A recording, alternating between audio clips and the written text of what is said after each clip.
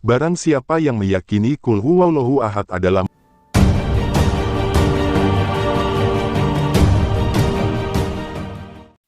pada awalnya, aku menuntut ilmu dalam keadaan belum memiliki niat, kemudian Allah pun memberikan rizki kepadaku niat tersebut.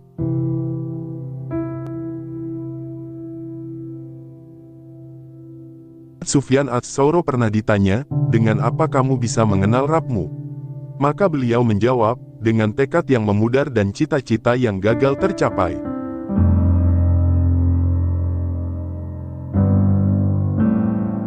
Abu Nuaim berkata, aku mendengar Sufyan mengatakan, iman itu bisa bertambah dan bisa berkurang.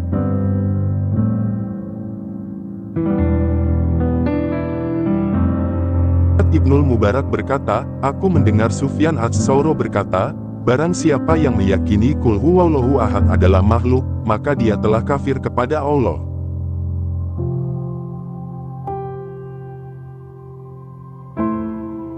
Sufyan Ats-Tsauri berkata, barang siapa yang mengatakan bahwa Ali bin Abi Thalib lebih berhak memegang kekuasaan khalifah setelah Nabi daripada Abu Bakar dan Umar, maka dia telah menyalahkan Abu Bakar dan Umar bahkan segenap kaum Muhajirin dan Ansar. Aku pun tidak tahu apakah ada amalnya yang terangkat ke langit ataukah tidak.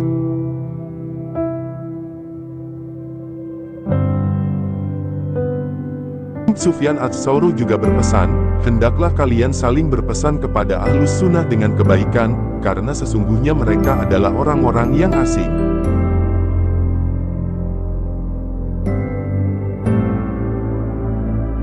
Sabit bin Muhammad berkata, aku mendengar Sufyan Ats-Tsauri berkata, jika kamu mampu untuk tidak menggaruk kepala kecuali apabila dilandasi dengan atsar riwayat maka lakukanlah.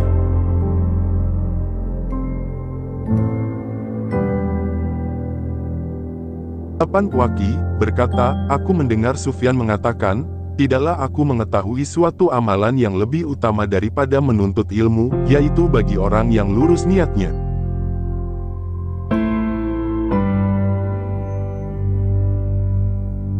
Dan Sufyan juga mengatakan, sesungguhnya ilmu itu dimuliakan di atas selainnya karena dia menjadi sarana untuk bertakwa.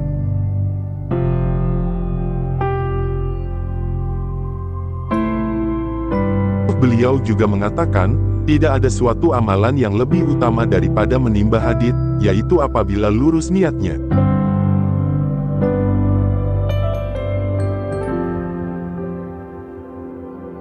Beliau juga mengatakan, tahapan awal menimba ilmu adalah diam.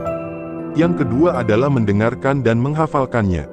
Yang ketiga adalah mengamalkannya. Yang keempat yaitu menyebarkan dan mengajarkannya.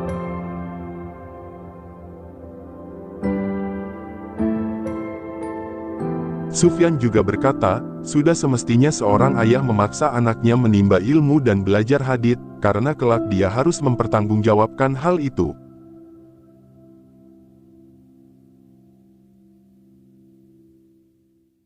Sufyan berkata, para malaikat adalah penjaga langit, sedangkan ashabul hadits adalah penjaga bumi.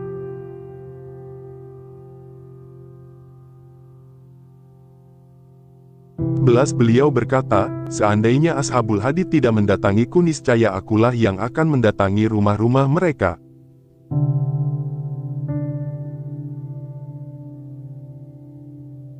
Sufyan Ats-Tsauri berkata, barang siapa yang pelit dengan ilmunya pasti akan tertimpa 3 bentuk musibah, bisa jadi dia lupa terhadapnya, atau dia mati dalam keadaan ilmunya tidak bermanfaat bagi orang lain, atau hilang buku-bukunya.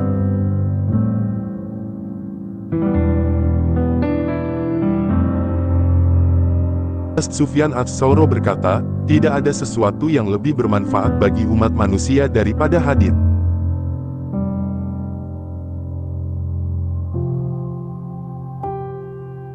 Beliau juga berkata, fitnah cobaan yang ditimbulkan oleh hadits lebih dahsyat daripada fitnah akibat emas dan perak.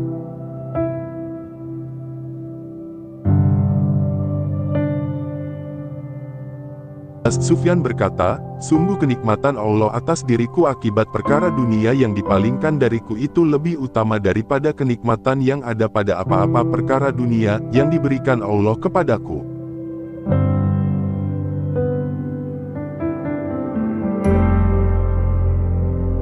Beliau juga berkata, kalian bisa mempercayaiku menjaga Baitul Mal, tetapi jangan mempercayakan kepadaku untuk menjaga budak perempuan berkulit hitam.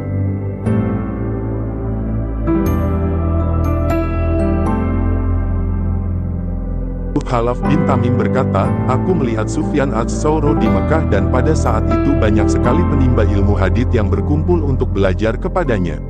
Maka dia berkata, Inna lillahi wa inna ilaihi rajiun. Aku khawatir Allah telah menyia-nyiakan umat ini, sampai-sampai umat manusia membutuhkan orang seperti diriku.